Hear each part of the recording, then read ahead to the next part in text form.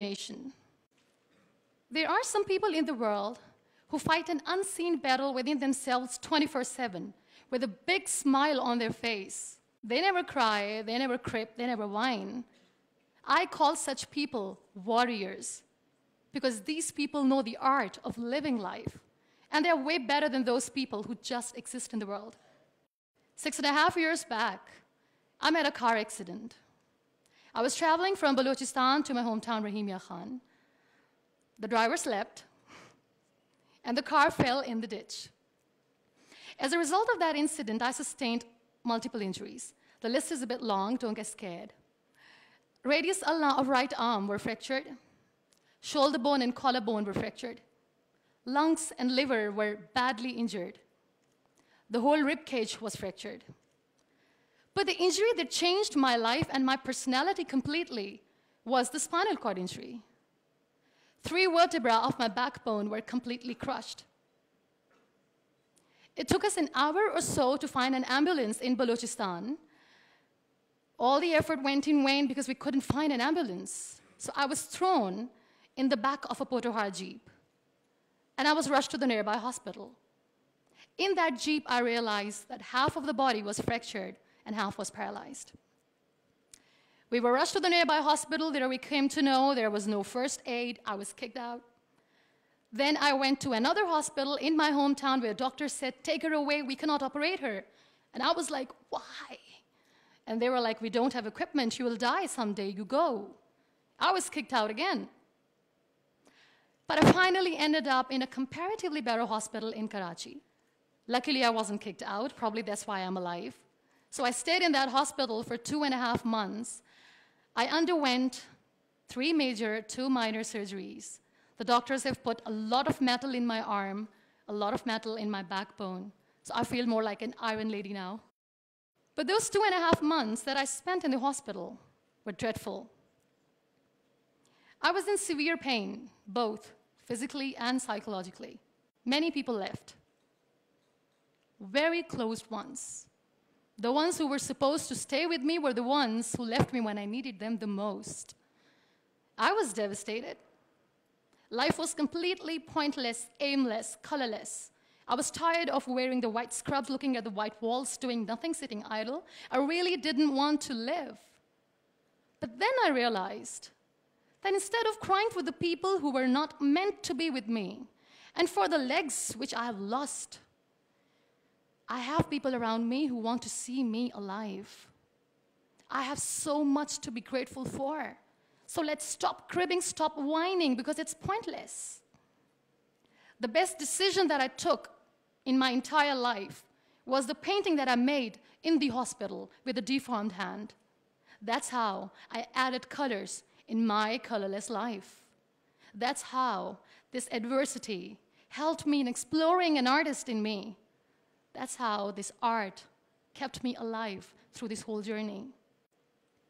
Then I was moved to Islamabad. I stayed in my room on the bed, confined for 2 years, because I developed multiple pressure ulcers and a variety of infections and allergies. Now, this whole traumatic journey of 2 years and 2.5 months being bedridden, doing nothing, the only thing that kept me alive was art. What a beautiful medium art is, that without uttering a single word, you express yourself. What a beautiful escape it was. But the day I sat on the wheelchair for the first time, I was a completely different person. I still remember that I looked at myself in the mirror and I said, "You cannot wait for a miracle to come and make you walk. You cannot wait for the stem cell treatment because it's very expensive. You cannot wait and sit in the corner of the room crying and begging for mercy because people don't have time."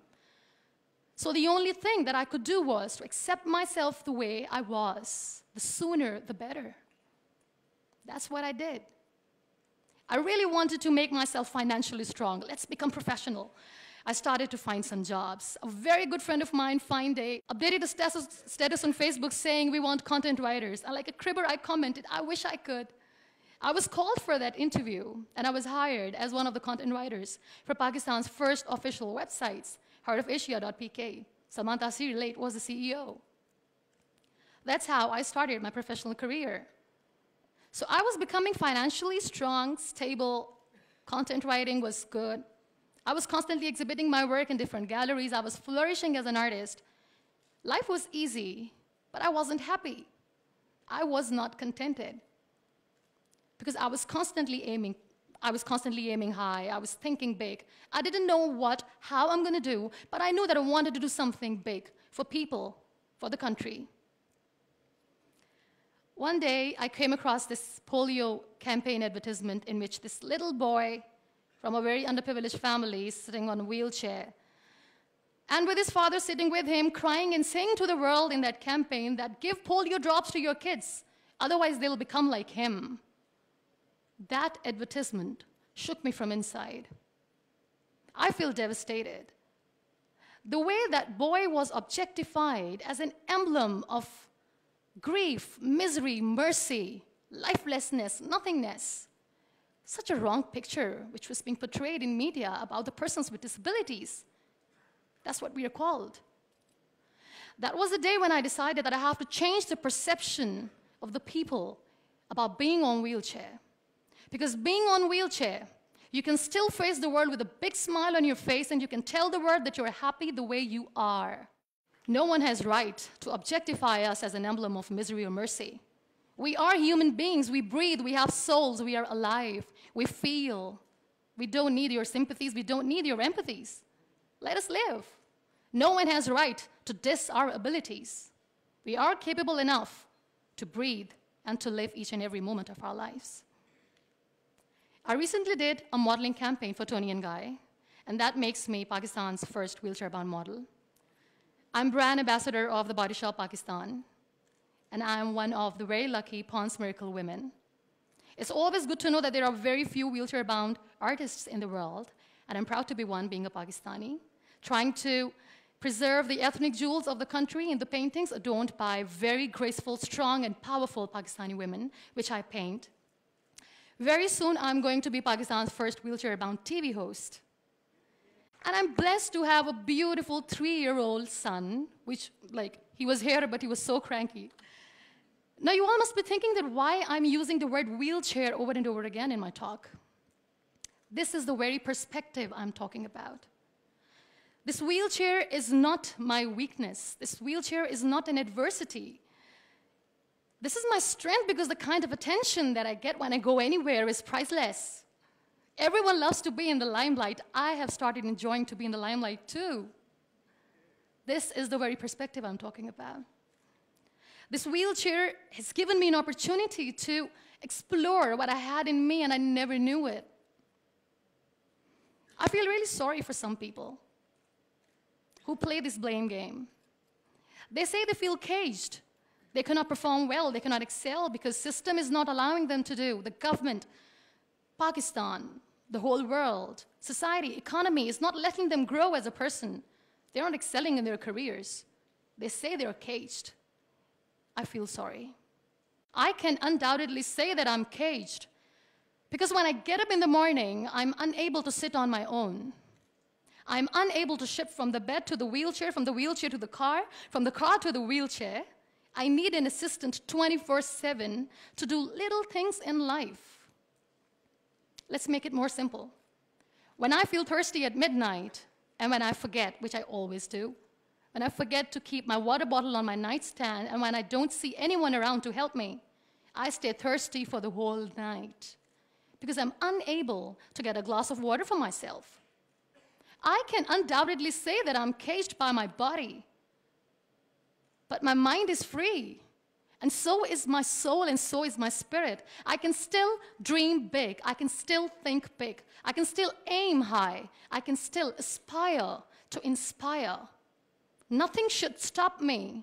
This wheelchair should not be the reason or an excuse of not doing anything in life. I still have big dreams. I still have big plans. And I still have to work on that. Be grateful for what you have. And trust me, you will always end up having more. And if you'll cry and if you'll crib for the little things in your life, you will never, ever have enough. You want to excel? You want to grow? You want to be powerful and passionate and great professionals? Learn the art of converting your adversities into opportunities. The moment you're going to learn it, sky's the limit. So be grateful, be happy, be alive, and don't let anyone diss your abilities. Thank you.